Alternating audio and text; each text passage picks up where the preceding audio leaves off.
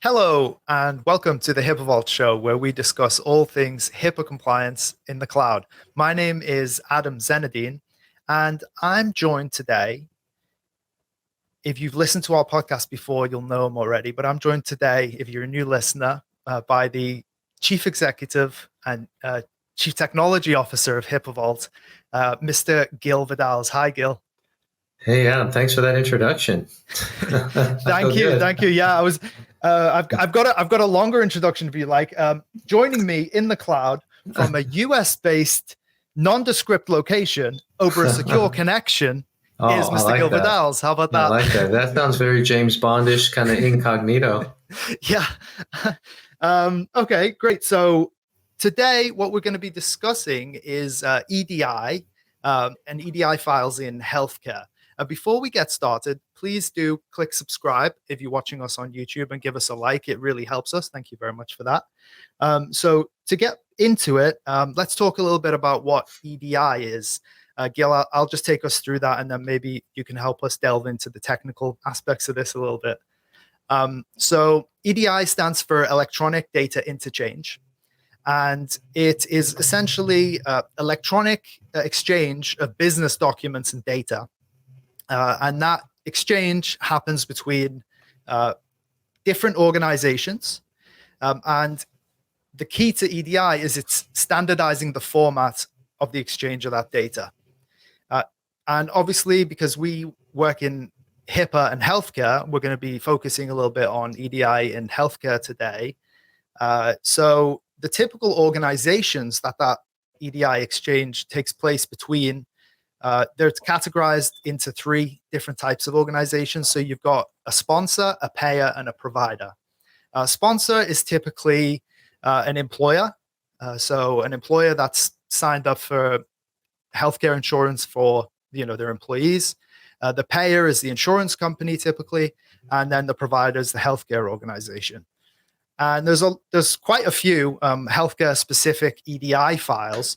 To name a few, there's a 270 EDI, which is the initial claim from the provider to the payer. So if you think about when you go and receive healthcare in the US and you get a treatment, you don't necessarily think about what EDI formats going on in the background, but you go and get a treatment, maybe you pay a copay, and then that provider will go and send that information to the payer, and that is the 270 initial claim format. And there's a 271, which is the response back from the payer to the provider. And the list goes on. 834, I think, is a very well-known one, and that is benefits enrollment data, and that's from sponsor to the payer.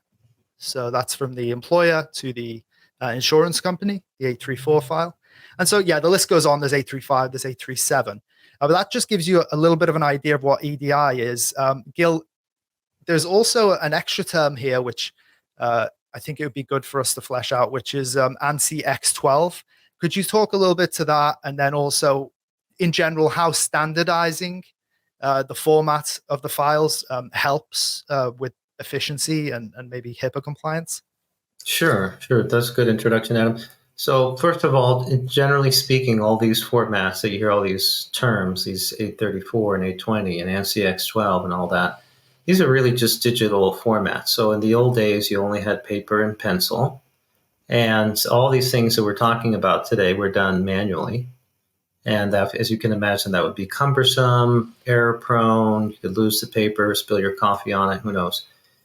And it's hard to transmit. That's the key point. When you go digitally, it's just becomes very quick and easy to transmit something at the speed of light. You can have the records go over.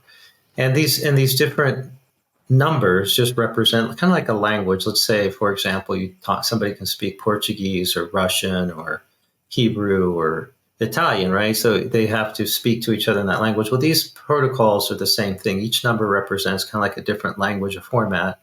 And ANSI X12 is just another one of those formats.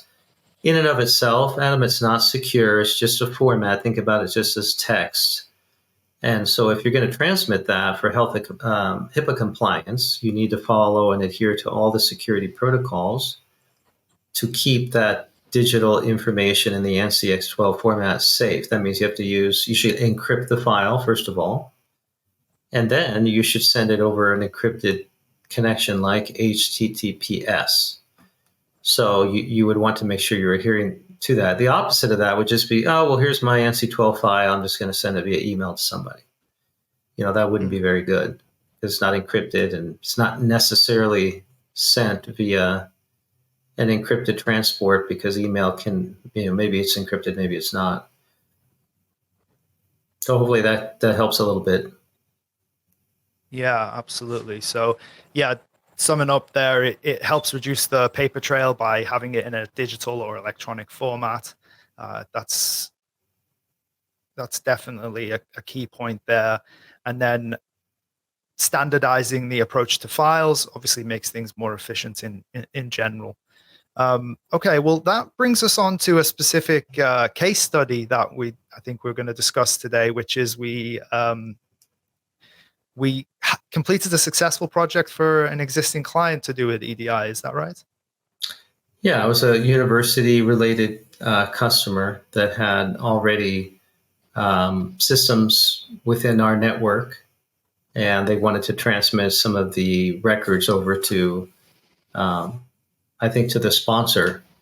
And so this was a good example of a case where these records need to be transmitted. And it's interesting because they could have selected some off-the-shelf software. They could have just hit a button online, bought some software. But as you can imagine, a lot of the software these days required, well, it costs money, but also a lot of these things are hosted in the cloud. So you have to have, now you introduce a third party that's going to be, you have to connect your system to that third party, and they're going to be looking at your stuff and then sending it off. So they asked us to do the programming and put things in the right format, in this case, the 834 format. So we did that for them. And then we were able to ensure that the connection was secure. It's encrypted and secure when they send it off, when they sent that file off every day or every hour, whatever they set up. So we were able to help them in that regard.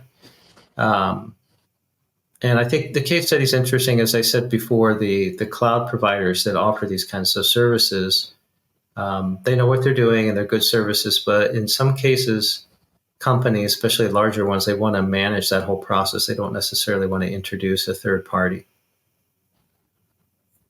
Yeah, and for this case study, I believe it was a fairly large fund, right, from the university. And could you talk a little bit about how long it took to get this, initially set up and then delivered for them? I think, if I remember right, it took about 2 weeks of work.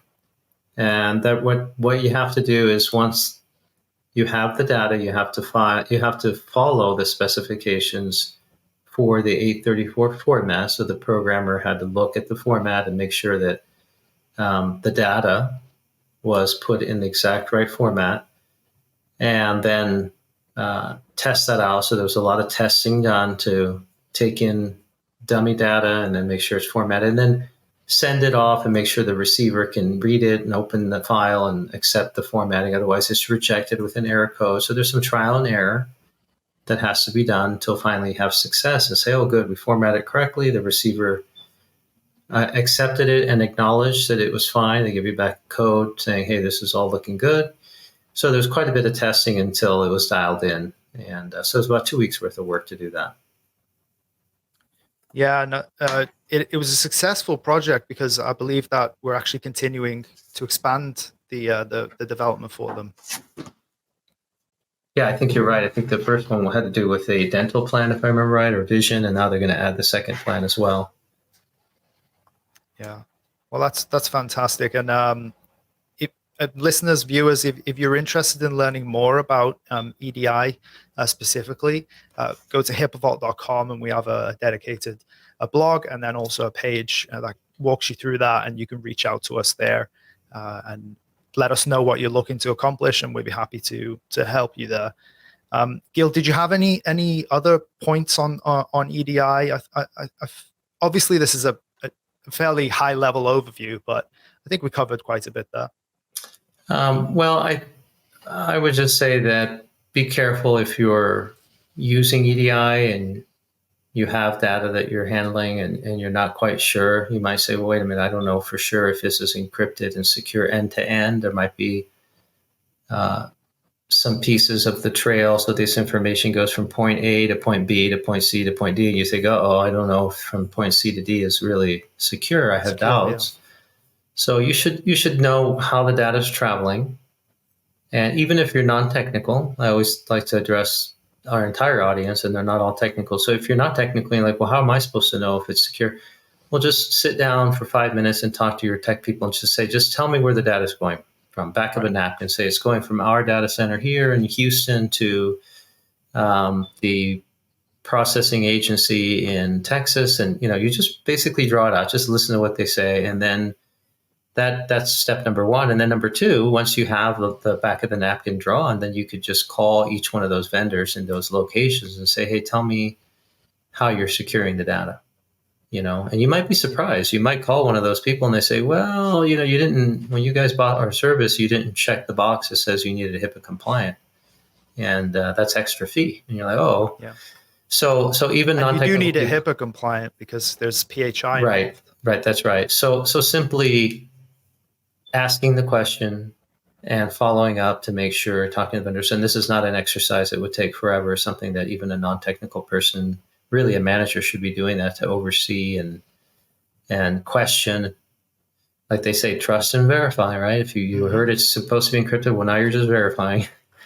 And it's worthwhile doing that because, as you know, if you lose patient records, the fine can be quite steep, and it's per patient record. So if you have 1,000 records being transmitted every night, and though somehow it gets in the wrong hands, that's 1,000 times $250 times 2, 500 times 1,000. So it could be $500,000 fine if you lose 1,000 patient records. So it's quite steep.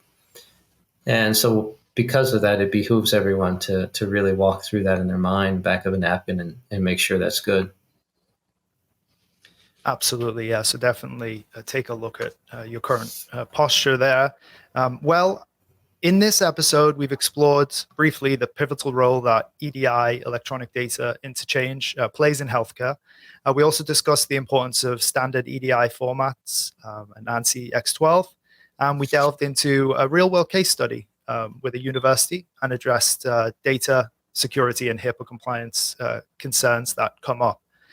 So that's it for this episode. If you have any questions, we hope you enjoyed it. And if you have any questions, you can email us at podcast@HIPAAVault.com or tweet us at HIPAA Hosting. And thanks for watching. And until next time, thanks for stopping by.